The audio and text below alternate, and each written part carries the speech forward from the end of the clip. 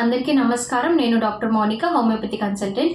కిడ్నీలో stones form అవుతూ ఉంటాయి కాబట్టి దానికి ఎలాంటి డైట్ తీసుకుంటే కనుక మనకి రికరెంట్గా ఫామ్ అవ్వకుండా ఉండడానికి చెప్తానండి.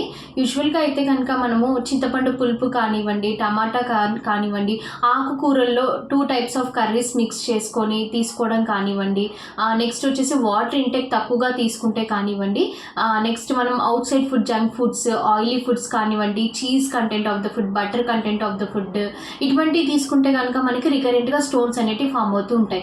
సో దీనికి ఎటువంటి జాగ్రత్తలు తీసుకోవాలి అంటే కనుక మన వాటర్ ఇంటేక్ అనేది ఎక్కువగా తీసుకోవాలి, బాడీ డీహైడ్రేషన్కి గురి అవ్వకుండా చూసుకోవాలి.